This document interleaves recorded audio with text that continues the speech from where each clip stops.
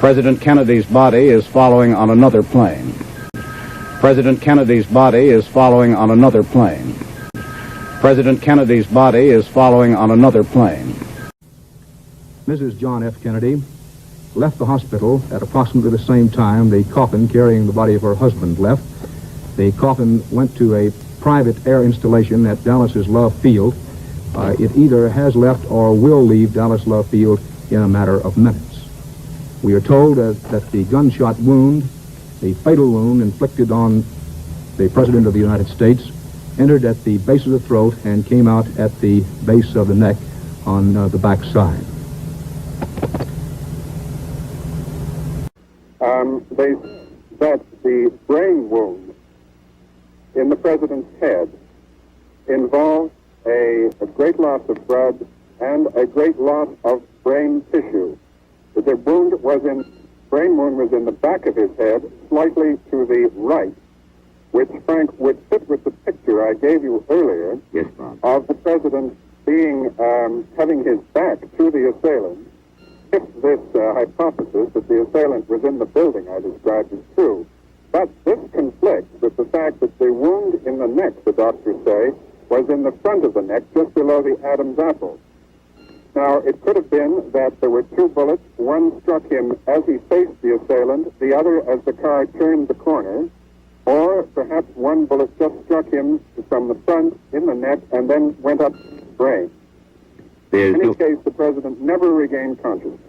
And the best we can make out now, the President's motorcade had really traveled perhaps a few yards beyond this point, and that the fatal shots that were fired from behind and struck him in the back of the head, and then incongruously some way another bullet struck him in the front of the neck. One reporter, Frank, who was traveling in the motorcade says it's his guess that the assassin had about a 45-degree angle on the President, so that it was not head-on or directly from the rear, but on the side.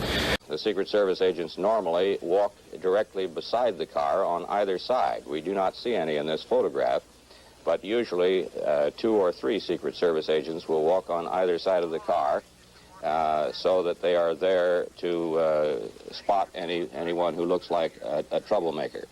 I know it's been quite a shock to all. Well, actually, we have gotten little official word from the White House.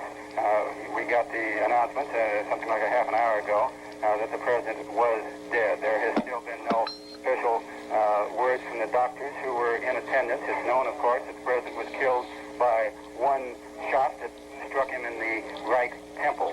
I can recap briefly. First reports said that President Kennedy was shot from an overpass. Our WFAA TV reporter, Mal Couch, saw the gun emerge from the upper story of the warehouse, which has turned out to be the second floor of the Texas Book Depository, which is a familiar sign. Bob, go ahead. May report this bulletin that a Secret Service agent and a Dallas policeman were shot and killed here today.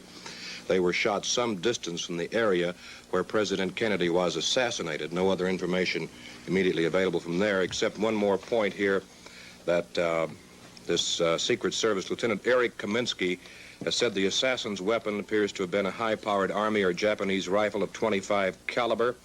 The entire building where the sniper was located was evacuated. If we could get a picture of our map here and show somewhere of the building, it's a Texas school book depository, which means exactly what it says. This is the car where the President was. This is what we call our triple underpass in Dallas. This is the grassy area and it was originally thought that the shots came from in here, and now it's believed that the shots came from this building here.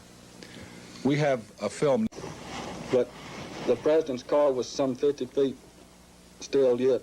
In front of you? In front of us coming towards us, and we heard the first shot, and the President, I don't know who was hit first, but the President jumped up in his seat, and I thought it scared him. I thought it was a firecracker because he looked, fear.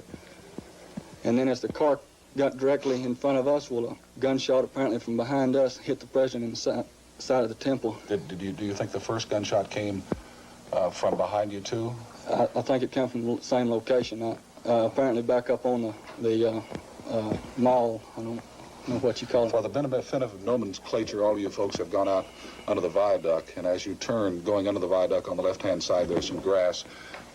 Do you think the shot came from up on top of the viaduct toward the president? Is that correct? Yes, sir. Not on the viaduct itself, but up on top of the hill, a little mound of ground there, the garden. How far away would you say that is from where the president was? A couple of 300 yards, something like that? Well, I have no idea because I didn't see where the gunshot come from. We were looking directly at the president when he was hit, and he was more or less directly in front of us, and we didn't realize what happened until we seen the side of his head whenever the bullet hit him in the head. Did you see the blood coming from the president's head? Yes, sir. We seen that. I seen that. I don't know if my wife did, but I seen that. Oh, yes, sir. It was awful.